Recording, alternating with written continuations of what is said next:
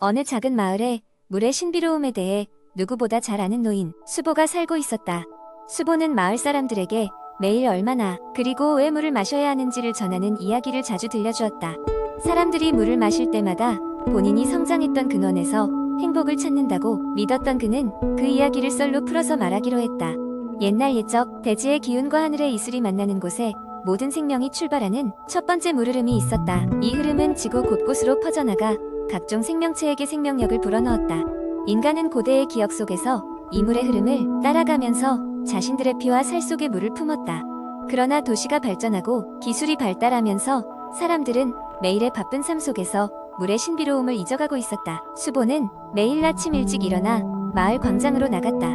그곳에서 그는 삼삼오오 모여드는 마을 사람들에게 이야기를 풀기 시작했다. 인간의 몸은 약 60%의 물로 이루어져 있어. 이 물이 움직이고 흐르며 체온을 조절하고 노폐물과 독소를 씻어내는 것이 외다. 물이 없으면 우리 몸의 장기가 제대로 기능하지 못하고 결국 건강을 잃게 되지요. 아이들은 생수병을 들고 수보의 말을 경청했다. 그렇기 때문에 수보는 말을 이었다. 우리는 매일 적어도 8잔에서 10잔 정도의 물을 마셔야 하오. 하지만 무턱대고 물만 많이 마실 필요는 없소. 배고플 때도 물을 먼저 마셔봐야 하며 갈증이 나기 전 미리미리 물을 마셔야 한답니다. 어느 날 마을의 젊은 농부가 수보에게 다가와 말했다. 저는 하루 종일 밭에서 일하다 보면 물 마시는 것을 종종 잊어버려요. 그러자 수보는 미소를 지으며 그의 손에 작고 예쁜 물병을 쥐어주었다.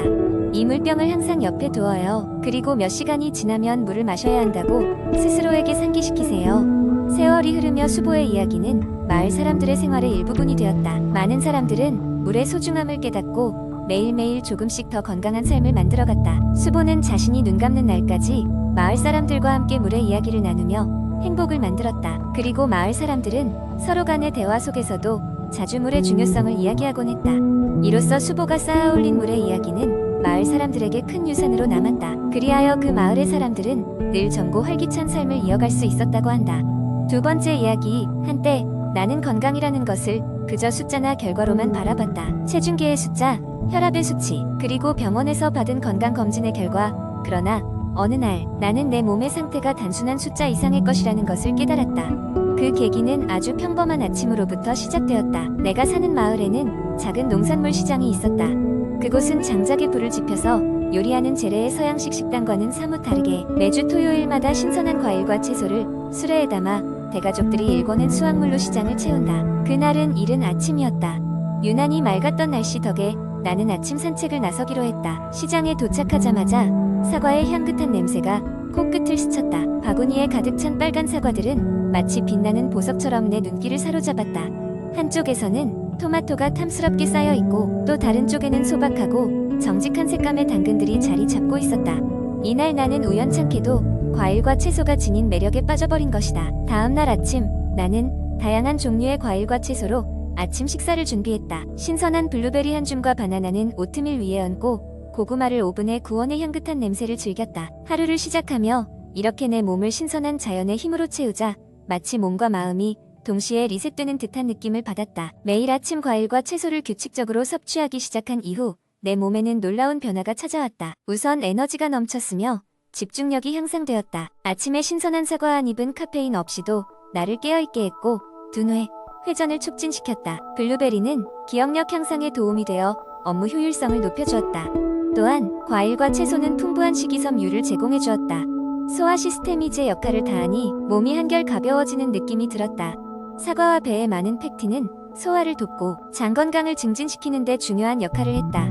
피부 또한 맑아지기 시작했다. 비타민C가 풍부한 딸기와 오렌지를 섭취함으로써 피부의 톤이 훨씬 좋아졌고 자연스러운 윤기가 감돌았다. 비타민C는 콜라겐 생성에도 도움을 주어 피부의 탄력을 증가시킨다. 과일과 채소들은 또 항산화 성분이 풍부하여 내 몸속 세포들이 환경적 스트레스와 싸울 수 있는 힘을 길러주었다. 건강한 세포들은 노화를 지연시킬 뿐만 아니라 몸을 여러 질병으로부터 보호하는 역할을 했다. 특히 자두에 함유된 강력한 항산화제는 스트레스로부터 몸을 지켜주어 심신의 안정을 도모하는 데 큰 도움이 되었다.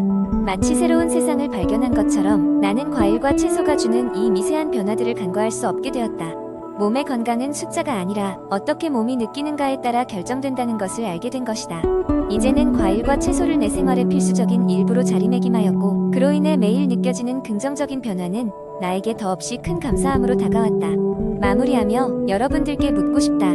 당신의 몸은 어떤 상태를 원하는가? 과일과 채소로 가득한 식단은 여러분의 몸을 최상의 상태로 이끌어줄 것이다.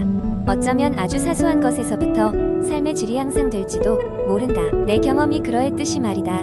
세 번째 이야기. 어느 조용한 마을에 민우라는 이름의 한 젊은 남자가 살고 있었습니다. 그는 육체적으로 건강해 보였고 병원을 방문할 일은 거의 없었습니다. 하지만 민우는 최근 들어 그의 가족 역사에 대한 이야기를 접하게 되면서 건강에 대한 생각이 깊어졌습니다. 민우의 할아버지는 오래전 암으로 돌아가셨고 그의 아버지 역시 몇 년 전 심장 질환으로 고생하다 세상을 떠났습니다. 이러한 가족력은 민우를 고민에 빠지게 했고 그는 건강검진의 필요성을 느끼게 되었습니다. 민우는 인터넷을 검색하고 주변 사람들에게 물어보며 건강검진에 대해 조사하기 시작했습니다. 그는 건강검진이 자신과 같이 아직 전고 특별한 증상이 없는 이들에게도 중요한지를 알기 위해 건강 전문가와 상담을 받기로 결심했습니다. 민우는 가까운 내과를 방문했고 의사인 김 박사와 상담을 시작했습니다. 김 박사는 친절하게도 건강검진이 어떻게 생명을 구할 수 있는지 설명해 주었습니다. 민우 씨, 건강검진은 조기 발견에 있어서 큰 역할을 합니다. 종종 심각한 질환들은 초기에는 명확한 증상을 보이지 않지만 검사를 통해 종종 조기에 발견될 수 있습니다. 예를 들어 고혈압이나 당뇨병 같은 질환은 조기에 발견하여 관리하기 시작하면 심각한 합병증을 예방할 수 있습니다.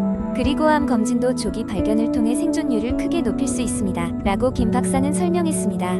민우는 김 박사의 설명을 들으며 점점 더 검진의 필요성을 깨닫게 되었습니다. 그는 자신의 건강 상태를 보다 정확히 알기 위해 본격적인 건강검진을 받기로 했습니다. 가족력에 따라 종합검진과 함께 암검진도 포함시키기로 했습니다.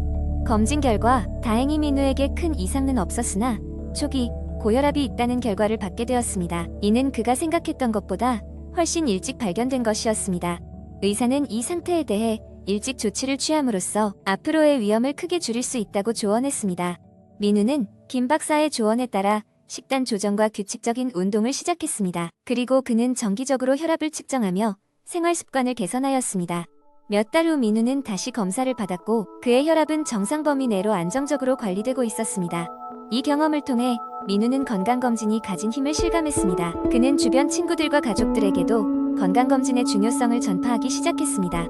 그의 권유를 듣고 검진을 시작한 몇몇 친구들은 그 덕분에 여러 초기 증상들을 발견할 수 있었고 그것은 그들의 삶에도 큰 변화를 가져다 주었습니다. 이후에도 민우는 경련으로 건강검진을 꾸준히 이어가며 자신의 건강을 주도적으로 관리했습니다. 그는 자신이 경험한 것들이 단순한 검사 결과가 아니라 실제로 생명을 구할 수 있는 길임을 확신했습니다. 그는 이제 자신이 알고 있는 이 사실을 더 많은 사람들이 알기를 바라며 건강검진의 시작 시기에 대한 관심이 더욱 많아지기를 바랍니다. 네 번째 이야기. 체중 감량을 고민하는 많은 사람들에게 운동은 한때 필수적인 해결책으로 여겨졌습니다.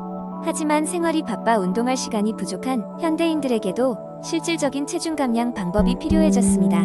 여기 운동 없이 체중 감량을 도울 수 있는 몇 가지 생활 습관에 대해 매우 길게 이야기하려 합니다.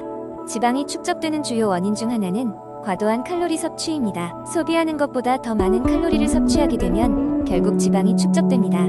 첫 번째로 섭취량을 조절하고 칼로리를 신경 쓰는 방식으로 예를 들어 소식을 통해 체중을 줄일 수 있습니다. 식사를 할 때 천천히 씹으며 먹는 습관을 들이면 포만감을 느끼기까지의 시간이 짧아집니다. 뇌는 포만감을 느끼기까지 시간이 걸리기 때문에 천천히 먹으면 훨씬 적은 양으로도 만족감을 느낄 수 있습니다. 또한 일명 접시 반쪽 규칙을 시도해 볼 수도 있습니다. 한 끼의 접시의 반을 채소와 과일로 채우고 나머지 반을 탄수화물과 단백질로 채우는 방식입니다. 다음으로 중요한 것은 충분한 수분 섭취입니다. 물을 충분히 마셔서 몸의 신진대사를 원활히 하고 불필요한 칼로리를 줄일 수 있습니다. 종종 사람들은 갈증을 배고픔으로 착각하기 때문에 수분 섭취가 부족하면 더 많은 칼로리를 먹게 될 수 있습니다. 식사 전에 물 한 잔을 마시는 것도 칼로리 섭취를 줄이는 방법 중 하나입니다. 게다가 음료수 대신 물을 선택하는 것도 좋은 방법입니다. 많은 탄산음료에는 불필요한 설탕이 많이 들어있어 체중 증가의 원인이 될 수 있기 때문에 이를 물로 대체하는 것이 중요합니다. 그 밖에도 하루 일과의 칼로리를 소모할 수 있는 작은 활동을 추가하는 습관을 들이는 것도 효과적입니다. 예를 들어 엘리베이터 대신 계단을 이용하거나 출퇴근 시간도 정거장 일찍 내려 걷는 것입니다. 이런 사소한 움직임들이 쌓여 결국 체중 감량으로 이어질 수 있습니다. 또한 충분한 휴식과 수면은 신진대사에 큰 영향을 미칩니다. 수면이 부족하면 스트레스 호르몬인 코티솔이 증가하고 이는 체중 증가와 직접적인 연관이 있습니다. 규칙적인 수면 패턴을 유지하고 자기 전에는 전자기기 사용을 줄이며 수면 환경을 정리해 쾌적한 숙면을 취할 수 있도록 하는 것이 필요합니다. 마지막으로 스트레스 관리도 체중 감량에서 빼놓을 수 없는 요소입니다. 스트레스가 높으면 종종 음식으로 이를 해결하려고 하게 되며 이는 과식으로 이어집니다. 명상, 요가, 취미생활 등을 통해 스트레스를 효과적으로 다스리는 것이 중요합니다.